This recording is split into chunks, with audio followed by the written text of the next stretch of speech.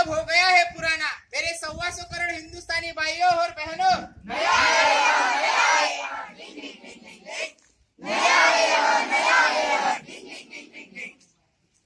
मित्रांनो, सारे जहां से अच्छा हिंदुस्तान हमारा, हे सगळं ठीक आहे, पण हे सगळं खरं आहे का? कारण मुंबई पासून ते कलकत्ता, मुंबई पासून कलकत्ता ते काश्मीर पासून कन्याकुमारी पर्यंत, आणि तुमच्या गावात आलो तर बघतोय काय? तीच घाण, तीच दुर्गंधी आणि तोच कचरा. कचरा आहे, हा जिकडे तिकडे कचरा, कचरा आहे, हा जिकडे तिकडे कचरा. मित्रांनो, आपण काय करून ठेवलंय आपल्या सारे जहां से अच्छा असलेल्या हिंदुस्थानाचं? तोच कचरा, प्रदूषण आणि रोगराईच रोगराई. रोगराई आली तर येऊ दे, डॉक्टर आहे तरी कशासाठी? अगं ताई, डॉक्टर पैशांचा रोग बरा करेल, परंतु या सर्व रोगांना समाजातून कोण दूर करेल? कोण करेल म्हणजे सरकार. कोण? सरकार. अरे भाऊ, सरकार करेल तर ठीक आहे, पण गाव करेल ते राव काय करेल? मित्रहो, आपल्या आजारपणाला आपणच जबाबदार असतो. आपण निरोगी राहणे हे आपल्याच हाती असते. आपण आपला परिसर स्वच्छ ठेवला तर आपण आजारी पडणारच नाही ना. वा वा, छान सांगतेस तू. हे पाणी घे बरं आणि जरा निवांतपणे सांग. पाणी पाणी रे, गंदा पाणी रे, पाणी पाणी रे, गंदा पाणी रे. अरे रे रे, हा पाणी आहे की चहा? एवढा गढूळ. आणि काय रे, तू यात दूध का बुडवून आणलंय? हो, मी तर फक्त यात बोटच बुडवली. तो पाणी देणार तर टाकीतच बुडालाय. अरे रे, काय ही अस्वच्छता. मित्रांनो, स्वच्छ, गाळलेले व निर्जंतुक केलेल्या पाण्याचा वापर पिण्यासाठी करा. पाणी निर्जंतुक करण्याच्या पद्धती जाणून घेण्यासाठी प्राथमिक आरोग्य केंद्राची मदत घ्या. कारण निर्जंतुक न केलेल्या पाण्यात असंख्य बॅक्टेरिया असतात आणि हेच बॅक्टेरिया आपल्या आजारपणाला कारणीभूत ठरत असतात. बॅक्टेरिया आणि कुठे असतात ते दाखव बरं. एक बॅक्टेरिया कुठे आहे? कुठे आहे? अरे भाऊ, ते अतिशय लहान असल्यामुळे उघड्या डोळ्यांना दिसत नाहीत. त्यांना बघण्यासाठी सूक्ष्मदर्शकच हवा. देखा है पहली बार, पाण्यात बॅक्टेरिया पार. देखा है पहली बार, पाण्यात बॅक्टेरिया पार. मित्रांनो, पाण्यातच नव्हे तर अन्नातूनही बरेचदा या बॅक्टेरियांचा शिरकाव होतो आणि त्यातून आपल्याला कॉलेरा, टायफॉइड, डायरिया यांसारखे आजार होऊ शकतात. पण तरी घाबरू नका. आपण जर निर्जंतुक पाणी प्यायलो आणि पूर्णपणे शिजवलेले अन्न खाल्ले तर घाबरायचे काही काम नाही. अची.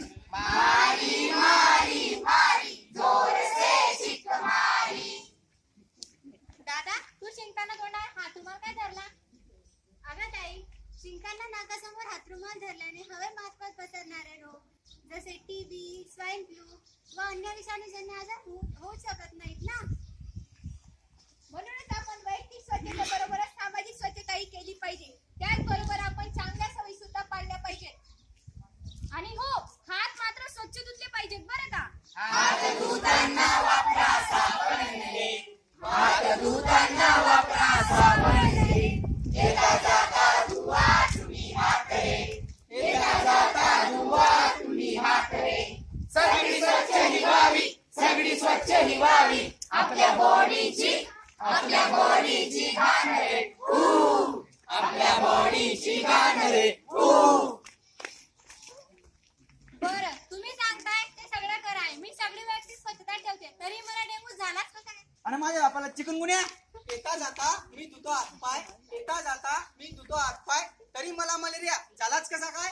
फ्रेंडशिप अफेयर ना लवेरिया हुआ, फ्रेंडशिप अफेयर ना लवेरिया हुआ. ये गया यारो इसको मलेरिया हुआ, मलेरिया हुआ, जहरी मलेरिया हुआ. बरोबर मित्रा, आपल्या व्यक्तिगत स्वच्छतेबरोबरच आपल्या परिसराचीही स्वच्छता आपण जोपासली पाहिजे. आपल्या घरासभोवताली सांडपाणी साचू देऊ नये, ज्यामुळे डासांचा प्रादुर्भाव होणार नाही व डेंग्यू, मलेरिया, चिकनगुनिया यांसारखे आजार सुद्धा होणार नाही. हो ताई, गावात स्वच्छता नाही म्हणून हे आजार सहजपणे समजले, पण शहरात राहणाऱ्या 22,500ला एड्स कसा काय? गंदी बात, गंदी गंदी गंदी गंदी कशी बात, गंदी बात, गंदी गंदी गंदी गंदी गंदी बात. अरे गंदीबात एड्स म्हणजे तर गंदीबात. चला तर या एड्स या आजाराविषयी मोकळेपणाने चर्चा करूया. एड्स हा प्रामुख्याने 3 कारणांमुळे होतो. असुरक्षित लैंगिक संबंध, HIV दूषित सुया, प्लेट्स व इंजेक्शने इत्यादी वापरल्यामुळे, HIV बाधित मातेपासून तिच्या बाळाला. हे सगळं टाळल्यास आपण HIV एड्स पासून दूर राहू शकतो. फक्त एड्सच नव्हे तर स्वाईन फ्लू, बर्ड फ्लू व इतर विषाणूजन्य आजारांविरोधातली लढाई आपल्याला जिंकायची असेल तर आपल्या संपूर्ण समाजाला, राष्ट्राला एकत्र यावं लागेल. चला तर हाय हाय हो, बोलो यार हो, अपनी जीत हो. हाय हाय हो, बोलो यार हो, अपनी जीत हो.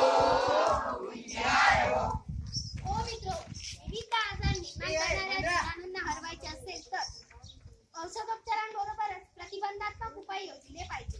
लहान बाळा जन्मापासूनच नियोजित वेळेवर लसीकरण केलेच पाहिजे. कारण लहान मुले हीच तर आपल्या राष्ट्राची खरी संपत्ती आणि आपल्या राष्ट्राचे भविष्य.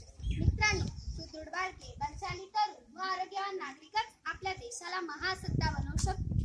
चला तर मग, मी भारी, माझा गाव भारी, माझा देश भारी. जमायला आपलं तर सगळंच लय भारी.